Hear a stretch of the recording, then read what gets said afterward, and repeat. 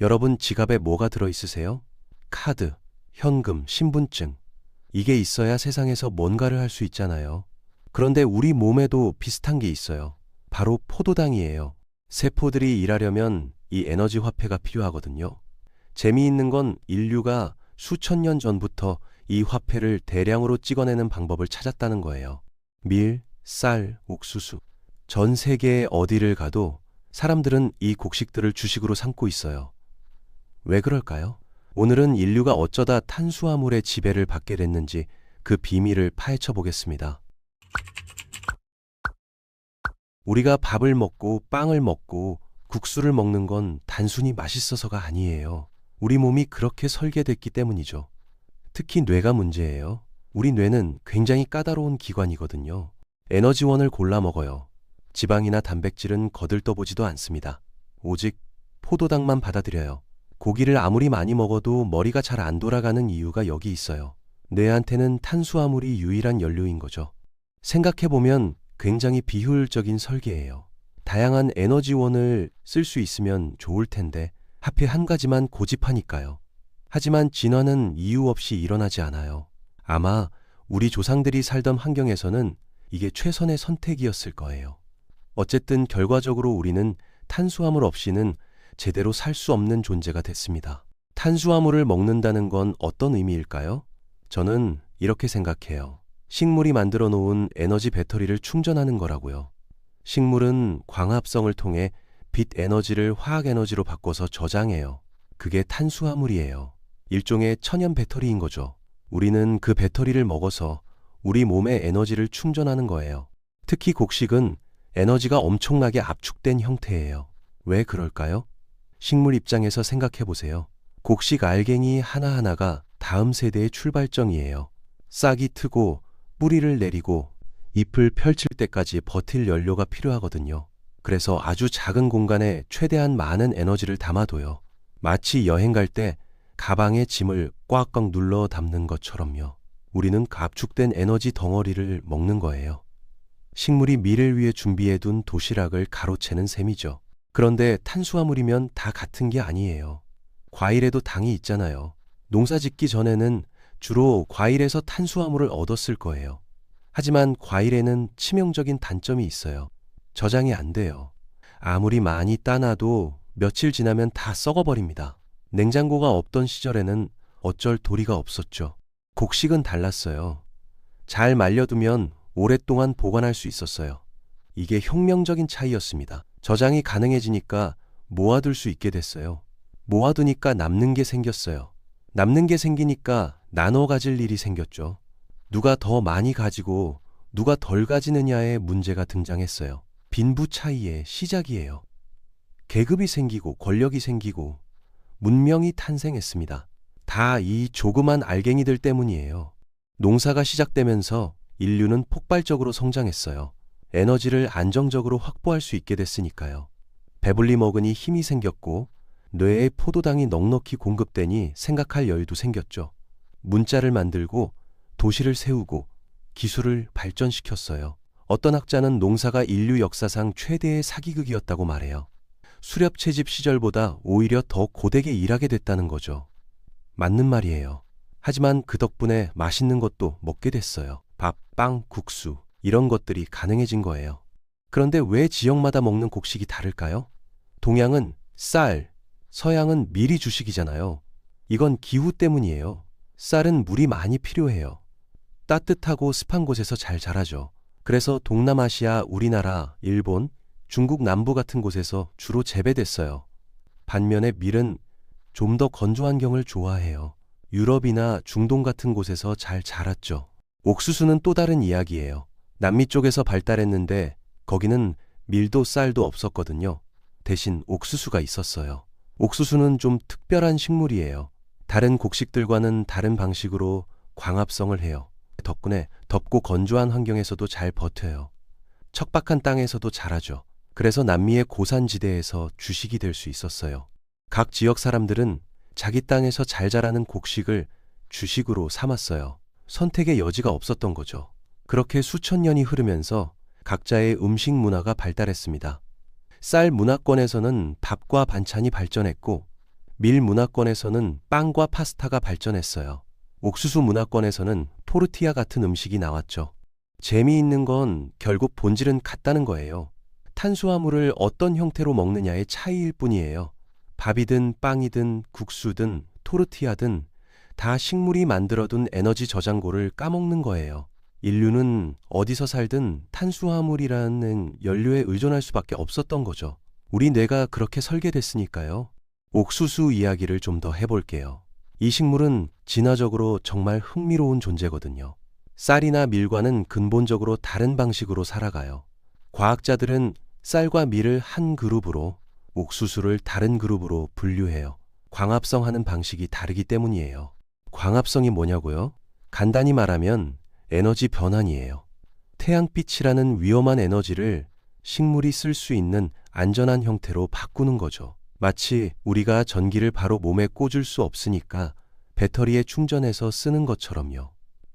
식물은 햇빛을 화학 에너지로 바꿔서 저장해요. 그게 포도당이 되고 결국 탄수화물이 되는 거예요. 이 과정에서 식물은 공기 중에 이산화탄소를 가져다 씁니다. 기후변화 이야기할 때 나무 심기가 중요하다고 하잖아요. 그 이유가 여기 있어요. 나무가 광합성을 하면 공기 중에 탄소가 나무 몸속에 저장되거든요. 탄소를 붙잡아 둔다고 해서 탄소 고정이라고 불러요. 그런데 여기서 문제가 생겨요. 광합성을 담당하는 효소가 좀 멍청해요. 원래는 이산화탄소를 붙잡아야 하는데 가끔 산소를 붙잡아 버려요. 그러면 광합성이 제대로 안 되고 오히려 에너지가 낭비돼요. 효율이 절반 이하로 뚝 떨어집니다. 이 실수가 언제 잘 일어나냐면요. 덥거나 건조할 때예요.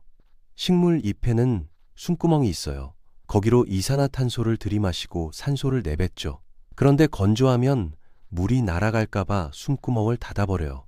그러면 이산화탄소는 못 들어오는데 광합성은 계속하니까 산소만 쌓이잖아요.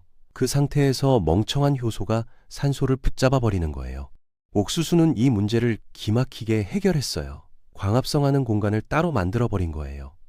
이산화탄소를 잡는 일꾼과 그걸 가공하는 일꾼을 분리해 놨어요.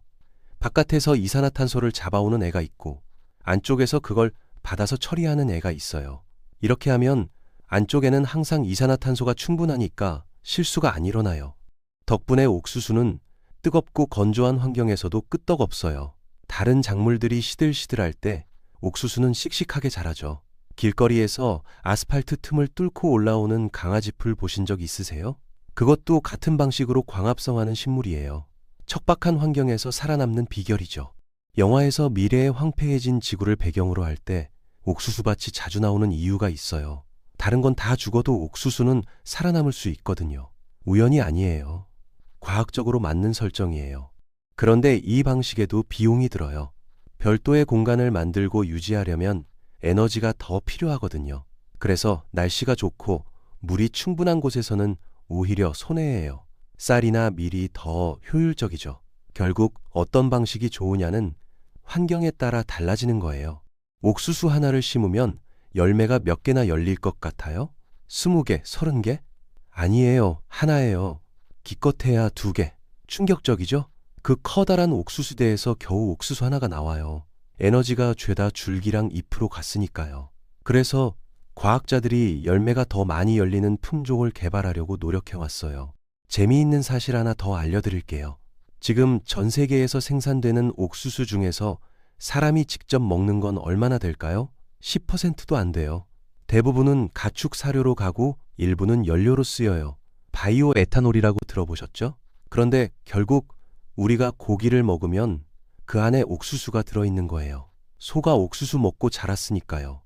직접 안 먹는 것 같아도 간접적으로 엄청나게 먹고 있는 거죠. 과학자들이 사람 몸속의 탄소 비율을 분석해보면 그 사람이 뭘 먹었는지 알 수 있대요. 옥수수와 다른 곡식은 탄소 종류의 비율이 달라서요. 놀랍게도 북미 사람들 몸에서는 옥수수를 직접 많이 먹는 남미 사람들보다 옥수수 흔적이 더 많이 나온대요. 고기랑 가공식품을 통해서 간접적으로 엄청나게 섭취하고 있는 거죠. 다시 처음으로 돌아가 볼게요. 왜 인류는 탄수화물에 지배당하게 됐을까요? 우리 뇌가 그걸 원하기 때문이에요. 그리고 곡식이 저장 가능했기 때문이에요. 저장이 가능하니까 문명이 발달했고 문명이 발달하니까 더 많은 곡식을 생산하게 됐어요. 더 많이 생산하니까 더 많이 먹게 됐고, 더 많이 먹으니까 인구가 늘었어요. 인구가 늘으니까 또 더 많이 생산해야 했고요. 완전한 공생관계가 됐어요. 어쩌면 우리가 곡식을 키우는 게 아니라 곡식이 우리를 이용해서 번식고 있는 건지도 몰라요. 곡식을 처음 먹기 시작했을 때 인류는 어떻게 먹었을까요? 지금처럼 밥을 짓거나 빵을 구웠을까요? 아니에요. 처음에는 죽이었을 거예요. 아니면 떡처럼 뭉쳐서 먹었겠죠. 왜냐하면 곡식은 날 것으로 먹기 어렵거든요. 소화가 안 돼요. 가루로 만들어서 물에 끓이는 게 가장 쉬운 방법이었을 거예요. 밥을 짓는다는 건 꽤 발전된 기술이에요. 적당한 양의 물을 넣고 적당한 온도에서 적당한 시간 동안 익혀야 해요. 이게 맞아떨어져야 우리가 아는 그 밥이 되거든요. 빵은 더 복잡해요. 밀가루를 반죽하고 발효시키고 구워야 해요. 수천 년에 걸쳐서 기술이 발전한 결과물이에요. 빵 얘기가 나왔으니까 발효에 대해 좀 해볼게요. 빵이 부풀어 오르는 건 효모 덕분이에요. 효모는 아주 작은 생물이에요. 눈에 보이지도 않죠. 이 녀석들이 밀가루 속 당분을 먹고 이산화탄소를 내뿜어요. 그 가스가 반죽 안에 갇히면서 빵이 부풀어 오르는 거예요. 구우면 효모는 죽지만 거품 구조는 그대로 남아서 폭신폭신한 빵이 되는 거죠. 누가 처음 이걸 발견했을까요? 아마 우연이었을 거예요. 반죽을 해놨는데 깜빡 잊고 며칠 뒀더니 부풀어 있었던 거죠. 뭐지? 하고 구워봤더니 맛있었던 거예요. 실수에서 탄생한 발명이에요. 인류 역사의 위대한 발견들 중 상당수가 이런 우연에서 시작됐죠. 빵만 그런 게 아니에요. 유제품도 마찬가지예요. 치즈, 요구르트, 버터 이런 것들도 미생물의 작품이에요. 우유를 그냥 놔두면 상하잖아요. 그런데 어떤 조건에서는 상하는 게 아니라 변신을 해요. 단백질이 엉기면서 치즈가 되거나 유산균이 번식하면서 요구르트가 되거나요. 옛날 사람들이 이걸 어떻게 알았을까요? 역시 우연이었을 거예요. 우유를 담아둔 가죽 주머니를 며칠 놔뒀더니 뭔가 이상한 게 됐는데 먹어보니까 괜찮았던 거죠. 아까워서 버리기 싫었겠죠. 한번 먹어볼까 했는데 맛있었던 거세요. 그리고 보관도 더 잘 되더라고요. 그래서 일부러 만들기 시작한 거예요. 재미있는 건 발효가 일어나려면 온도가 중요하다는 거예요. 너무 차가우면 미생물이 활동을 안 하고 너무 뜨거우면 죽어버려요. 옛날 유목민들은 이걸 어떻게 맞췄을까요? 가축의 체온을 이용했어요. 우유를 담은 주머니를 말 옆구리에 매달고 다녔대요. 말이 움직이면서 흔들어주고 체온으로 따뜻하게 유지해주고 그 상태에서 자연스럽게 발효가 일어난 거죠. 이동수단이자 냉장고이자 발효기였던 셈이에요. 결국 우리가 먹는 음식 대부분은 미생물 덕분에 존재하는 거예요. 빵도, 치즈도, 요구르트도, 김치도, 된장도, 술도 전부 미생물이 일해서 만들어진 거예요. 눈에 안 보인다고 무시하기 쉬운데 사실 우리 식문화의 숨은 공로자들이에요. 다시 탄수화물 이야기로 돌아올게요. 왜 탄수화물이 맛있게 느껴질까요? 진화 때문이에요. 에너지가 풍부한 음식을 맛있다고 느끼는 개체가 살아남았거든요. 탄수화물, 지방, 단백질 이런 것들이 입에 들어오면 뇌에서 쾌감 신호가 터져요. 맛있다. 더 먹어? 이러는 거죠. 반대로 에너지가 별로 없는 것들은 맛없게 느껴져요. 풀이나 나뭇잎을 먹으면 맛이 없잖아요. 영양가가 별로 없으니까 뇌가 관심은 안 주는 거예요. 진화적으로 그렇게 설계된 거죠. 탄수화물을 맛없다고 느꼈던 조상들은 충분히 먹지 않아서 에너지가 부족했을 거예요. 그런 개체들은 도태됐겠죠. 탄수화물을 맛있다고 느끼고 열심히 먹은 조상들이 살아남아서 우리가 된 거예요. 문제는 지금은 상황이 달라졌다는 거예요. 예전에는 탄수화물을 구하기 어려웠어요. 맛있다고 느껴야 열심히 찾아 먹으니까 그게 생존에 유리했죠. 하지만 지금은 넘쳐나요. 편의점만 가도 빵이랑 과자가 산더미예요. 여전히 맛있다고 느끼니까 자꾸 먹게 되고 그래서 현대인들은 비만이랑 당뇨에 시달리는 거예요. 진화가 환경 변화를 못 따라잡은 거죠. 그래도 탄수화물을 완전히 끊을 수는 없어요. 아까 말했듯이 뇌가 포도당만 받아들이거든요. 극단적인 저탄수화물 식단을 하면 머리가 잘 안 돌아가는 느낌이 드는 게 그래서예요. 적당히 먹어야 해요. 많이 먹어도 문제, 안 먹어도 문제예요. 빵이든 밥이든 결국 핵심은 같아요. 곡식 알갱이를 부풀려서 먹는 거예요. 빵은 효모가 만든 가스로 부풀리고 밥은 물을 흡수시켜서 부풀려요. 부풀리면 뭐가 좋으냐고요? 소화가 잘 돼요. 표면적이 넓어지니까 소화 효소가 닿을 곳이 많아지거든요. 그래서 영양분을 더 효율적으로 흡수할 수 있어요. 빵을 만들 때 중요한 게 글루텐이에요. 밀가루에 물을 넣고 반죽하면 끈적끈적해지잖아요. 그게 글루텐 때문이에요. 글루텐은 일종의 그물망 같은 거예요. 효모가 만든 가스가 빠져나가지 못하게 잡아두는 역할을 해요. 그래서 빵이 부풀어 오른 상태를 유지할 수 있는 거죠. 쌀에는 글루텐이 없어요. 그래서 쌀로는 빵처럼 부풀리기가 어려워요.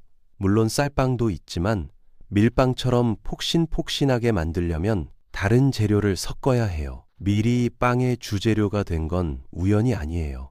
글루텐 덕분에 빵 만들기에 최적화된 곡식이었던 거예요. 빵 하면 떠오르는 나라들이 있잖아요. 프랑스, 독일, 이탈리아. 이 나라들은 밀 문화권이에요. 밀이 잘 자라는 기후였거든요. 반면에 우리나라나 일본, 동남아시아는 쌀 문화권이죠. 기후가 달랐으니까 주식도 달라진 거예요. 그리고 주식이 다르니까 음식 문화 전체가 달라졌어요. 생각해보면 우리 음식 문화는 밥을 중심으로 돌아가잖아요. 반찬이라는 개념 자체가 밥이랑 같이 먹으려고 만든 거예요. 국도 밥에 말아 먹으려고 있는 거고요. 밥이 중심이고 나머지는 다 밥을 맛있게 먹기 위한 조연이에요. 서양은 좀 달라요. 빵이 있긴 한데 고기나 치즈가 주인공인 경우가 많죠. 식사의 구조 자체가 다른 거예요. 이게 역사적으로 엄청난 영향을 미쳤어요. 쌀 농사는 물이 많이 필요해요. 논에 물을 대야 하니까요. 그래서 관계 시설이 발달해야 했어요. 관계 시설을 만들려면 많은 사람이 협력해야 해요. 자연스럽게 공동체 문화가 강해졌죠. 개인보다 집단을 중시하는 동양적 가치관이 여기서 왔다는 학설도 있어요. 밀 농사는 좀 달라요. 물을 따로 댈 필요가 없어요. 비가 오면 그걸로 충분하거든요. 그러니까 굳이 많은 사람이 협력하지 않아도 돼요. 개인이나 가족 단위로 농사를 지을 수 있었죠. 그래서 서양에서는 개인주의적 문화가 발달했다는 거예요. 물론 이건 하나의 가설이에요. 하지만 먹는 것이 문화와 사고방식에까지 영향을 미친다는 건 충분히 가능한 이야기예요. 지금 우리는 글로벌 시대에 살고 있어요. 또 먹고, 빵도 먹고, 파스타도 먹죠. 문화의 경계가 희미해졌어요. 하지만 여전히 탄수화물은 우리 식탁의 중심이에요. 밥이든 빵이든 면이든 뭔가 탄수화물이 있어야 식사를 했다는 느낌이 들잖아요. 고기만 먹으면 뭔가 허전하고 샐러드만 먹으면 배가 안 차요. 우리 몸과 뇌가 탄수화물을 원하니까요. 앞으로도 이건 변하지 않을 거예요. 인류가 탄수화물에 의존하게 된 건 수백만 년에 걸친 진화의 결과거든요. 몇십 년 다이어트 유행한다고 바뀔 수 있는 게 아니에요. 우리는 앞으로도 계속 탄수화물을 먹을 거예요. 형태만 바뀔 뿐이에요. 결국 인류와 탄수화물의 관계는 일방적인 게 아니에요. 우리가 곡식을 길들인 것 같지만 어쩌면 곡식이 우리를 길들인 건지도 몰라요. 생각해 보세요. 밀이나 쌀이나 옥수수가 지구에서 가장 성공한 식물이 된 건 누구 덕분이에요? 인간이 열심히 심고 가꿔줬으니까요. 우리는 서로를 이용하면서 여기까지 온 거예요. 오늘 밥 드실 때, 빵 드실 때 한번 생각해 보세요. 이 작은 알갱이 안에 식물이 열심히 모아둔 에너지가 들어있다는 거요. 식물이 미래를 위해 준비해둔 도시락을 우리가 가로채서 먹고 있다는 거요. 그리고 그 덕분에 우리 뇌가 돌아가고 생각을 하고 이 영상을 보고 있다는 걸요. 탄수화물은 단순한 영양소가 아니에요. 인류 문명의 연료예요. 우리는 식물이 만든 에너지 배터리로 충전하며 사는 존재들이에요. 오늘 영상이 도움이 되셨다면 구독과 좋아요 부탁드립니다. 다음에 또 재미있는 이야기로 찾아뵐게요. 감사합니다.